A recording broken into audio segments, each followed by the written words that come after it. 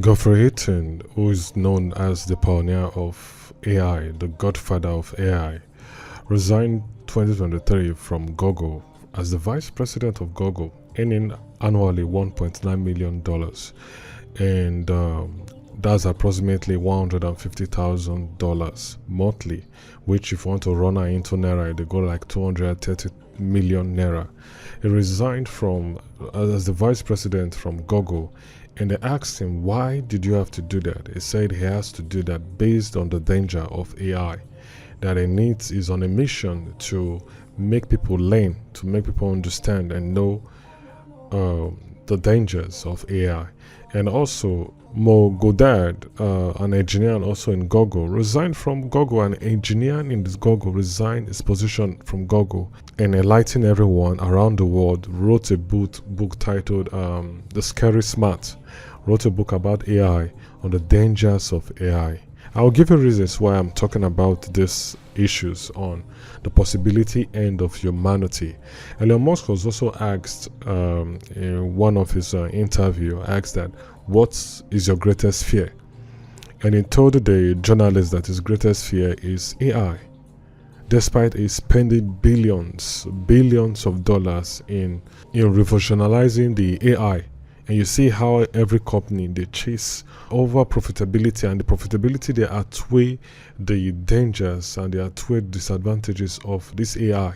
That this AI, when they advance to, when they use daily, gets various effects, get effect on how humanity go to end.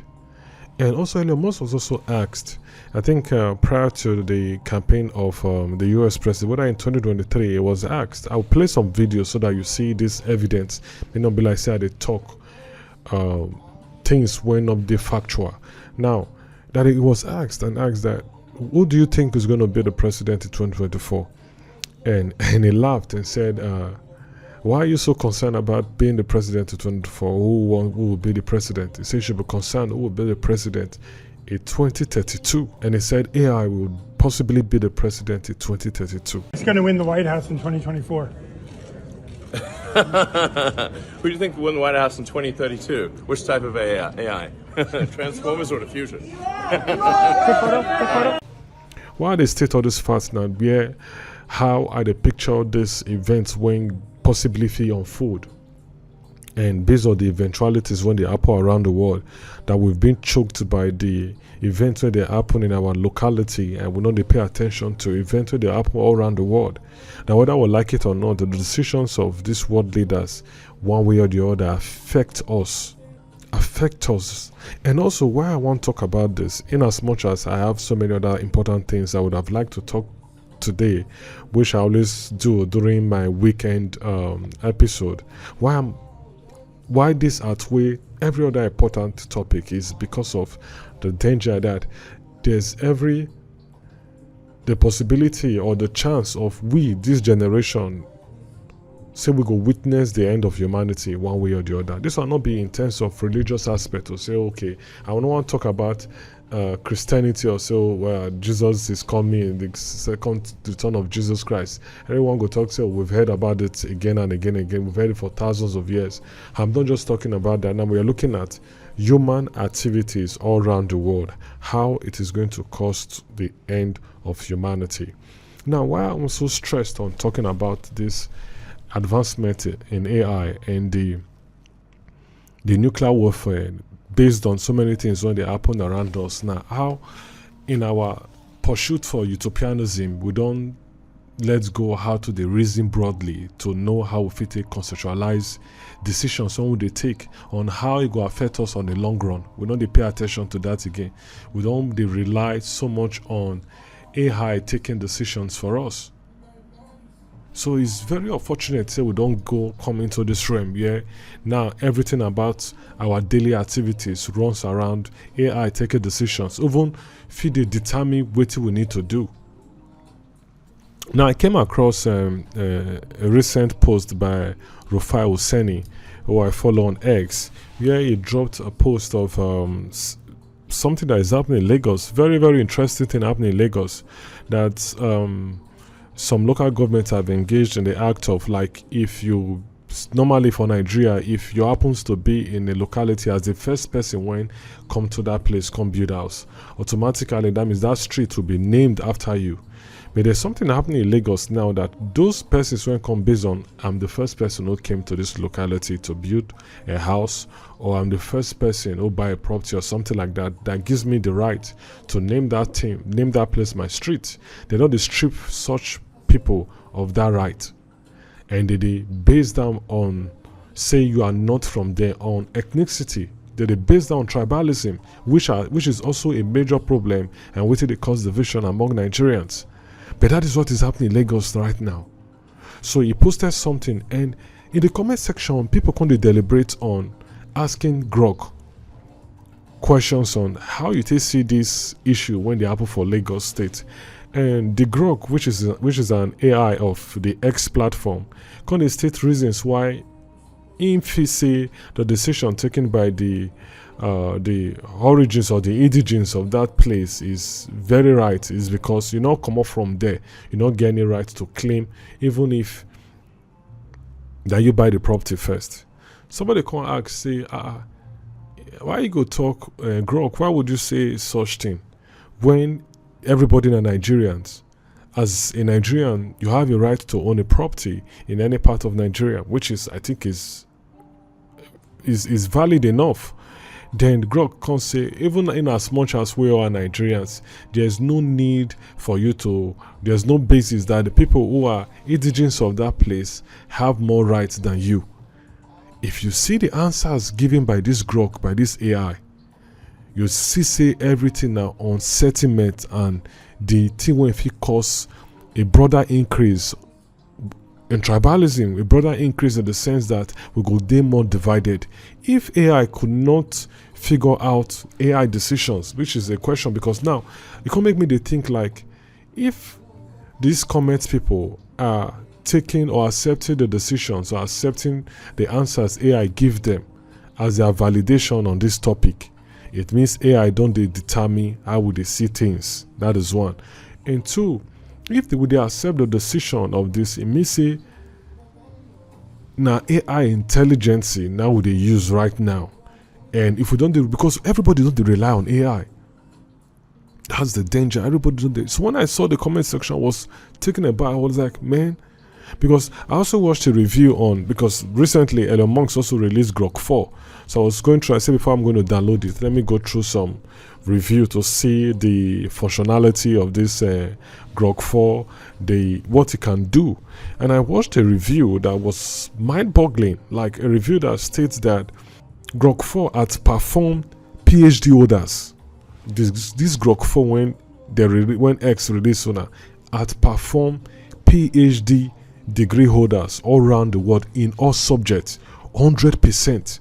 Like, outperformed them very well. Imagine just Grok 4 outperform not BSc holders, not SSC holders, outperform PhD holders when they teach us 100%. Imagine what it mean. It means it don't outperform like 70 to 80% of the world population. And intelligence created by man don't outperform the intelligence of 70 to 80% of world population. We know they see the dangers now. If we start to see the dangers with the pain and the problem when AI go cause, the danger of AI, some of us not go for the one that use any gadgets again. But we have to be very careful, because now when they imprint the what they call the large language model, the LLM, into this intelligence when they make them feel operate. And we get our own flaws as individuals, because some of our decisions we take are based on sentiment, are based on tribalism, are based on our affiliation to any section where we find ourselves. So we take decision based on that, and on that decision we'll take right programs. When this AI, this intelligence you want to operate on, just see the problem where would they head to. So when I saw that comment, I was man, so we don't reach there, because look at it all around. Look at what is happening. Now these days, people rely on AI to drive them from point A to point B. Now you're so confident, you're just like me sitting on this chair. I believe this chair so much that I know Sano go feel fall because this chair is built to carry my weight. Just imagine such belief, 100% belief that even if I close my eye, if I'm sitting on this chair, I know I'm safe. I'm not going to go down. Just believe, just reason that kind of belief. Now, same belief, same reliance we don't get on AI. That AI can confidently, while we lazily sleep in the car, can confidently take us from point A to point B successfully without having accident. Just imagine what it be intelligence. Intelligence means that for him to move to point A to point B, there are so many things he has to put into consideration. It's no longer just a software that you just program and you drive a linear line or drive a straight line from A to B without paying consideration to what happens around him. Intelligence means that if he needs to move from point A to point B, he has to put a lot of factors into consideration. Like as I'm driving down, there are different roads at the side. I have to pay attention to cars coming from left and right because I do not have control of the vehicle coming from these junctions. So I have to pay attention to me driving, one, to me keeping myself safe, two, to me keeping every other person safe in the environment, three, to me driving safely because someone depends on me to drive him or her from point A to point B. Just imagine these processes when this artificial program they go through to take drivers from point A to point B. They see our reliance on AI. They imagine the war when the happen around the world, the unrest when they happen around the world. Then brought in these events. May you think may you look waiting go happen if, for instance, AI is programmed into a nuclear weapon. We are so engrossed with what is happening around us that we know they pay attention to what they happen around the world, and in no time, anything will happen around the world go cost humanity a total annihilation. A total annihilation. Like it will take us back to the Stone Age. That is how bad it will. Because look now, I also came across Donald Trump asking Zelensky that if we supply you the missiles and every weaponry you need to fight this war, are you going to assure us that you can strike Moscow? Imagine Donald Trump saying that to Zelensky, asking Zelensky, and Zelensky say yes. If you give us the right equipment, give us everything what we need when they ask you, we'll be able to strike Moscow. Then imagine how Putin will relate with such information. I want us more imagine now. And knowing for a fact that the world powers is based on those when get the large numbers of warheads, nuclear warheads. And the two countries when get the large number of nuclear warheads are Russia and US. Have approximately 11,000 nuclear warheads all around the world. 5,000 plus 5,000 plus. The rest get 1, 2, 3, 4, just like that. Then imagine what would happen when Moscow feels threatened, because Putin, now somebody when get ego, the same thing as Donald Trump. They get the same character. Everybody now pride. Nobody they pay consideration on what's going to happen. Because why you have to pay attention to what is happening around the world is, see the kind of investment Elon Musk they invest in SpaceX.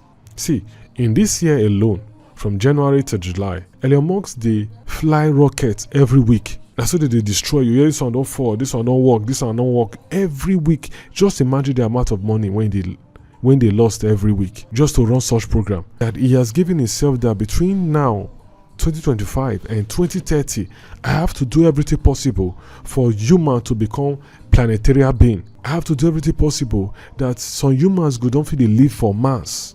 I have to do everything possible that few of us go Mars so that the rest of us when go dead this place. If we like, we choke ourselves like this thing when they choke me so. Now we know it's in a race to make sure man is able to move from Earth and build a new life in Mars. That is what Elon Musk is facing right now. Every week, you hear say SpaceX don't launch rockets. Every week, millions being lost. You know they care. They ask him, why are you so in a race? He say he's in a race to get the best, the highest AGI. So that anytime when man come to decide to kill himself, he go see whether if he generates a virus when go destroy such programming. You see the decisions of this world play, these world leaders, that nobody they pay attention. And some of us not really they pay attention to things too. Let me give you a scope. If you don't watch iRobot, what iRobot acted by Will Smith, I think in early 2000, go watch that movie again and tell me whether that movie not get similar play script like what is happening now in terms of the technological advancement in cars and software programming. Go see everything what happened for movie when they act more than 20 years ago. Go see all the things when they play out for that movie, iRobot. Now, watch also a movie acted in the 80s, Terminator 1, 2, 3. You remember that software, Skynet, in Terminator? Do you know, should that blow your mind? Do you know that in China today, the program behind China's CCTV is called Skynet? Go and Google it. That China have presently 700 million CCTV camera all around China to monitor the behavior of their citizen, behavior of anyone when they use the public space. If you misbehave, the government knows about it. If you speak about the government knows about it. They will control you.